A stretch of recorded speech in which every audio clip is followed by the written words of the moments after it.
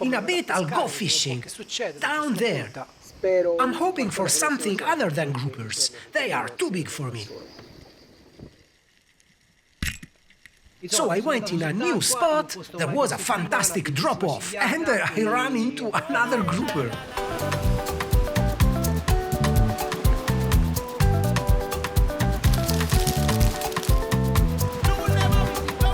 Hello folks and welcome back. I'm Giuseppe and this is Maruzza. We have been sailing around the Aegean Sea for years now. It feels like it's time for a change. The western coast of Africa is calling us. So this year we are focusing on getting everything ready for that trip, testing gears and living off whatever the sea decides to give me.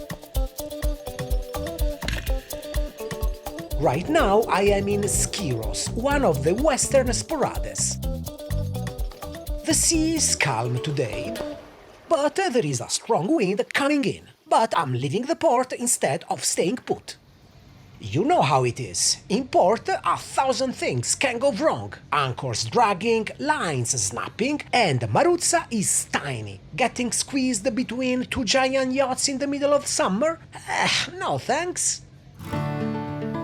The weather is still good though, and it will take me about an hour to reach the anchorage.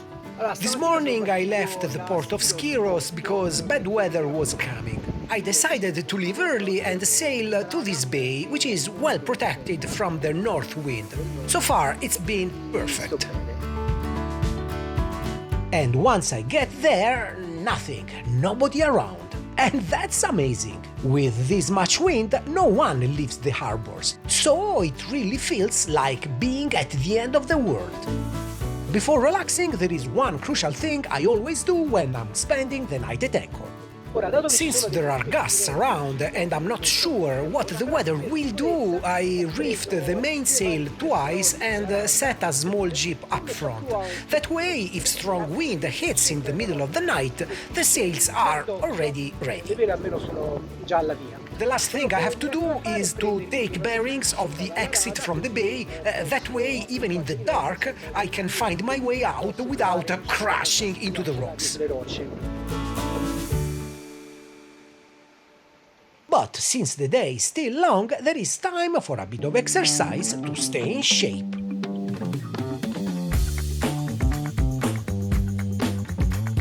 My legs are my engine underwater, so they've got to be strong.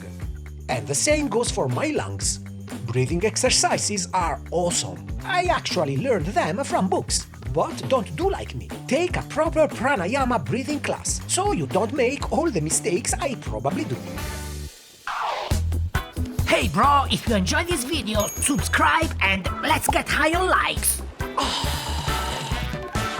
Big thanks to Paco, and with Boccaccio you guys never let me down. Anyway, this spot looks perfect for some spearfishing. There is a rocky point right there that's calling my name, so I think I'll gear up and head out.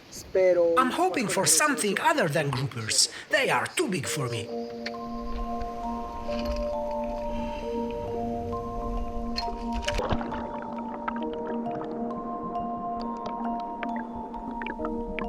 The water is crystal clear, and I feel completely wrapped by the sea.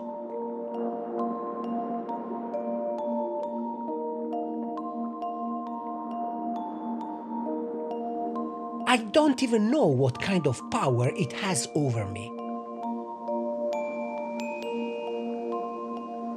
But underwater, I feel like I'm going back to the very beginning of my life. Calm, focused and alive.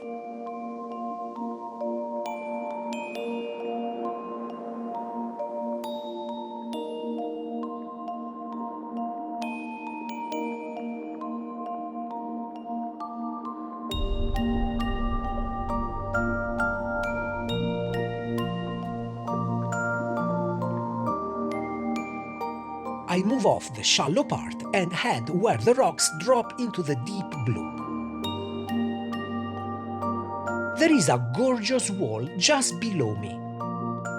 But I'm not really prepared, no big expectations on the first dive anyway.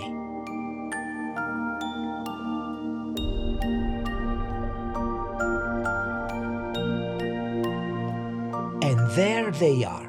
This is their world, and maybe I'm just a guest here. But I have to go back up. Wasn't ready enough.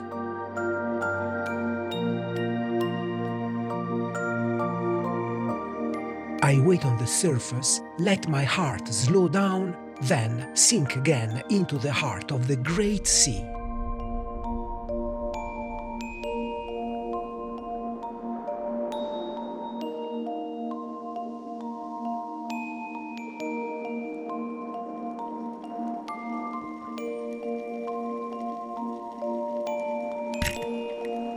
Thanks, fish, and sorry. Anyway, I went underwater in a new spot along a stunning underwater wall and yeah, I caught another grouper. There are only groupers around here, so I had to adapt a bit. Still, it was interesting, especially because the shot hit perfectly on the head. Total luck, to be honest. Even though the spear tip was razor sharp and I fired from above, so the arrow had maximum force, it hit the skull and didn't go through. The grouper went still instantly, but since the barb didn't pass through, it was a close call. The tip got stuck in the bone and couldn't be pulled out, but I could have easily lost it. Oh, by the way, the octopus was beautiful, truly a great friend of humankind, and since it is, maybe we should try to leave them in peace whenever we can. I don't take them anymore. I still don't know why I can't bring myself to take octopus, but I can with groupers. Especially since cutting up a grouper always feels rough, okay, for this kind of small one, but when I catch a big one, it's a mess, and you even need a saw. And after all that comes the cleaning. Gotta scrub the cockpit well, or tomorrow I'll have every wasp in grease buzzing around me. Ah, the sea. Once again, it has given me a full day, one totally worth living. So yeah, sometimes at night when things get quiet, I start thinking, what's the meaning of life?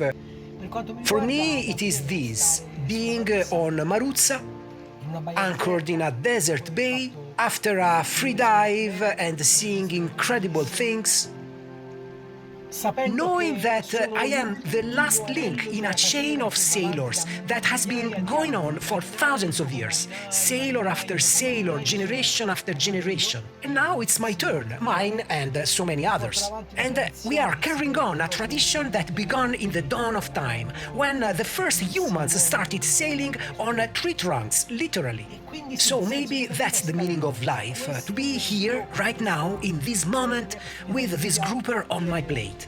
Yesterday it was out there in the sea, now it is here. Maybe that feels unfair, and maybe it is, but that's how it went. That's the meaning of life, being here now. And for that, I'm grateful to the sea. I ended up staying at this anchorage for a few days, just drifting with the rhythm of time and the waves. Then the wind dropped and I set sail for Psara. But that's another story, and I'll tell you all about it next time. Ciao!